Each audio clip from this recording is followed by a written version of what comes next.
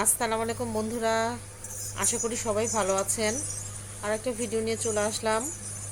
তো আজকে আমি আপনাদের গোটা রসুন দিয়ে গরুর মাংস রান্না করে দেখাবো। আমাদের নওগাঁ জেলার মানুষেরা এই গরুর মাংস মানে গোটা গোটা রসুন দিয়ে খেতে খুব পছন্দ করে।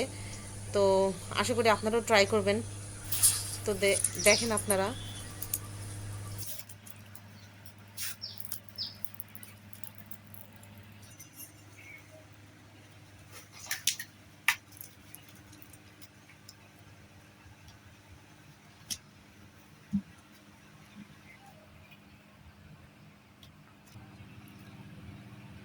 এখানে আমি কড়াইয়ের মধ্যে প্রথমে তেল দিয়ে দিচ্ছি। আজকে আমি গরুর মাংস রান্না করব।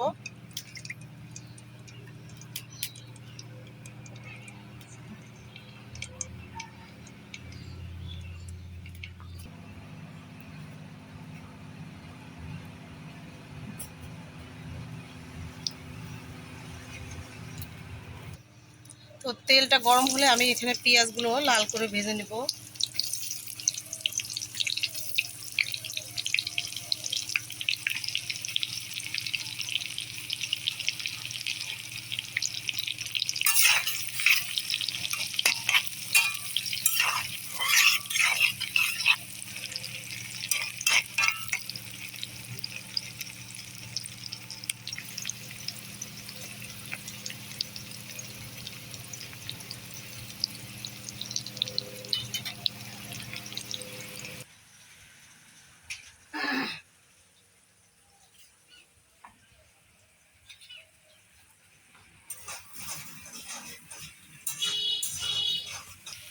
তো আমি কিন্তু এখানে সরিষার তেল খাই, সেই জন্য আমি সরিষার তেল এখানে দিছি।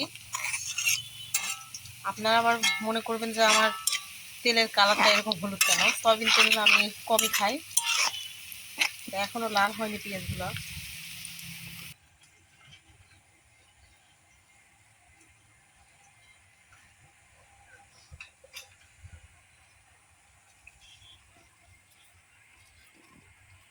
প্রায় পেঁয়াজগুলা লাল লাল হয়েছে। এর মধ্যে আমি হচ্ছে এই এলাচ এবং দারচিনি দিয়ে দিব।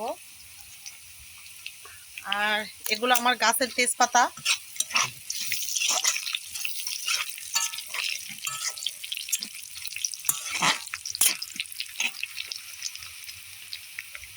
এগুলো লাল হয়ে গেছে। তো এখানে আমি আদা রসুন জিরা বাটা সবগুলো দিয়ে দেবো। এখানে হলুদ, মরিচের গুঁড়া, লবণ।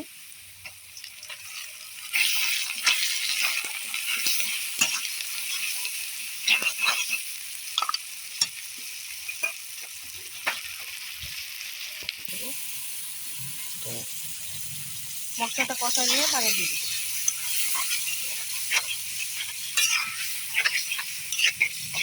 আর একটু মশলাটা কষবে, পানিটা শুকায় আসলে।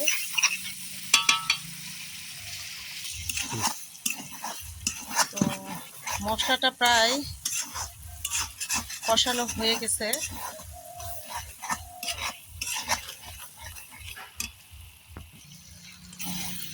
তো আজকে আমি গরুর মাংস রসুন দিয়ে রসুন দিয়ে গরুর মাংস রান্না করা দেখাবো। আমাদের এদিকে নওগাঁ জেলার মানুষরা সবাই গরুর মাংস রান্না করলে সেখানে রসুন দেয়, আর রসুন দিয়ে খেতে অনেক ভালো লাগে, গোটা রসুন আর কি।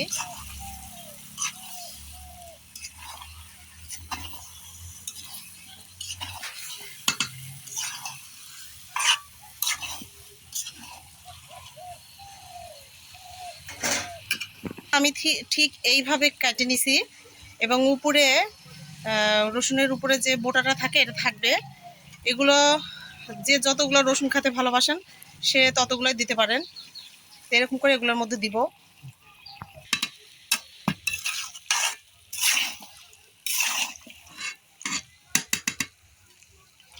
তো এগুলো একটু ঢেকে দেবো এখন।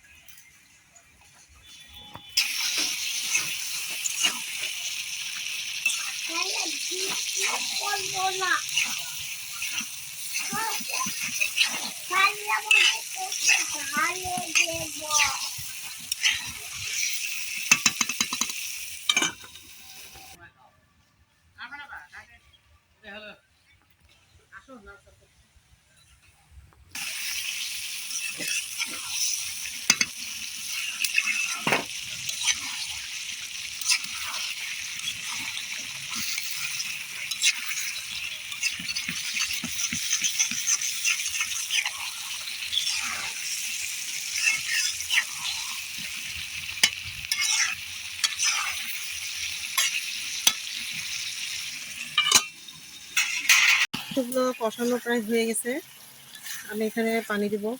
আপনারা সবাই চেষ্টা করবেন যে যে কোনো তরকারিতে গরম পানি দিতে, কারণ গরম পানি দিলে তরকারি স্বাদটা আলাদা থাকে।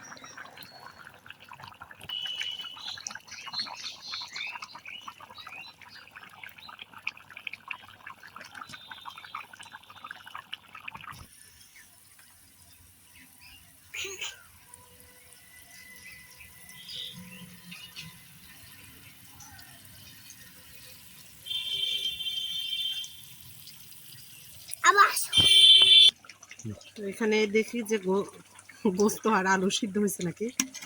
আলুটা সিদ্ধ হয়েছে, এগুলো এখনো পুরাতন আলু, নতুন আলু ভালো মতো উঠছে, কিন্তু আমরা এখনো নিয়ে আসিনি আর কি।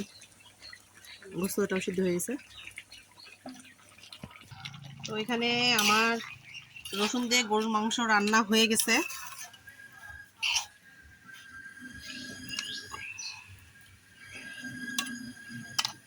এই তো আমার রসুনগুলা। তো আপনারা অবশ্যই ট্রাই করবেন আমার মতো এরকম রসুন দিয়ে গরুর মাংস রান্না করতে। অবশ্যই আমি মনে করি যে সবার ভালো লাগবে। আর রসুন আমাদের অনেক উপকারে লাগে। ভিডিওটা ভালো লাগলে অবশ্যই লাইক, কমেন্ট এবং আমার চ্যানেলটা ভালো লাগলে অবশ্যই সেটা সাবস্ক্রাইব করবেন। ধন্যবাদ সবাইকে।